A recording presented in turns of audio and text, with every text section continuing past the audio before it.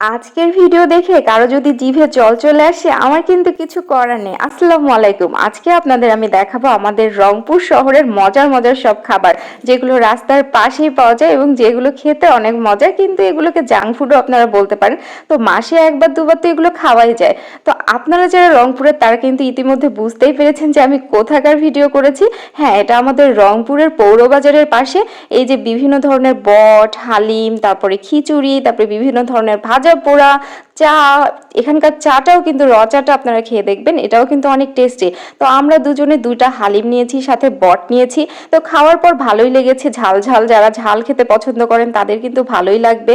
আর সাথে এখানে নেহারি, মানে নেহারিও দেয়, হালিমের সাথে নেহারিও দেয়। তো ওটাও ভালো লেগেছে। তো আমরা খাওয়ার পর দেখতেছি আবারও অনেকগুলো বট এখানে দিল, আবার ভাজতেছে। দেখেই তো মানে মনে হচ্ছে জিভে জল চলে আসছে, মনে হচ্ছে আবার খাই। তো ওই দোকানটার অপোজিটে এই দোকানটা। আমাদের কিন্তু হালিম খেয়েই পেট ভরে গেছে, কারণ সন্ধ্যাবেলায় তো অত বেশি খাওয়া যায় না, সন্ধ্যার নাস্তা হয়েই গেছে।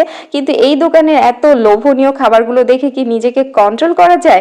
তারপর আমার হাজব্যান্ড একটা বেগুনি নিল আর আমি সাথে একটা মাটন চপ নিয়েছি। বেগুনিটা অনেক টেস্টি ছিল, কিন্তু মাটন চপটা না ঠান্ডা হয়ে গিয়েছিল। যাই হোক, তো আমাদের বাসায় একটা চাবি বানানোর দরকার ছিল, তো এখানে আবার চাবিও বানায়। তো যারা আসলে চাবি বানানোর দোকান খুঁজছেন রংপুরের মধ্যে, তারা কিন্তু এই পৌরবাজারের পাশে আসলেই পেয়ে যাবেন।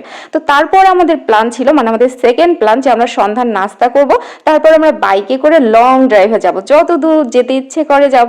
তো এখন তো যত দূর যেতে ইচ্ছে করবে যাবো, যে তো সাথে কিছু চিপস, তারপর ড্রিঙ্কস, এগুলো না নিলেই নয়। আর এই দেখেন, আমি এই চকলেটটা নিয়েছি। আপনারা আবার বলতে পারেন আপনি কি ছোট বাচ্চা? হ্যাঁ, আমি বাচ্চা, কারণ আমার চকলেট অনেক পছন্দ। তারপর বাইকে ঘুরতে ঘুরতে আমরা এই সুন্দর ব্রিজটার এখানে চলে এসেছিলাম। এখানে আমরা অনেকক্ষণ ছিলাম, প্রায় 2 ঘন্টার মতো। এত ভালো লাগছিল পরিবেশটা, এত সুন্দর ঠান্ডা বাতাস, মন জুড়িয়ে গেছে। তো ওখান থেকে আসার পথে এই যে সুন্দর আর একটা জায়গা চোখে পড়লো।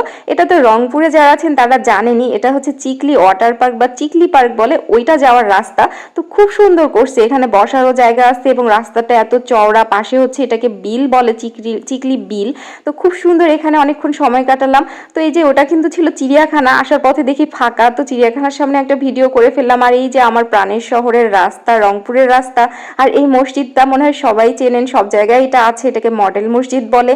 তো আসার পথে দেখি একটা তরমুজের দোকানে অনেকগুলো তরমুজ, তো একটা তরমুজ তো নিতেই হয়, আমার যেহেতু পছন্দ। তো তরমুজটা খুবই সুন্দর রং ছিল এবং বাসায় এসে খেয়েও দেখেছি খুব টেস্টি। আর এই যে রাসেল হোটেল, এটা তো রংপুরের জনপ্রিয়। এটা আমরা কিন্তু এই সময়টা যখন এসেছি তখন 12টার পরে, রাত 12টা। তো 12টার পরেও জমজমাট এখানে চলছে, খাবার দাবারও মোটামুটি ভালো। মানে এখানে গরুর মাংসের সাথে আপনি খিচুড়িও খেতে পারেন, ভাতও খেতে পারেন। তো আমাদের তো অসাধারণ লেগেছে।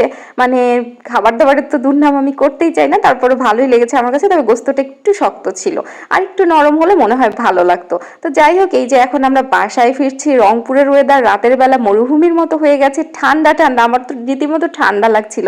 তো যাই হোক, সবার যদি আমার ভিডিওটা ভালো লাগে অবশ্যই একটা লাইক, কমেন্ট এবং শেয়ার করবেন। আল্লাহ হাফেজ।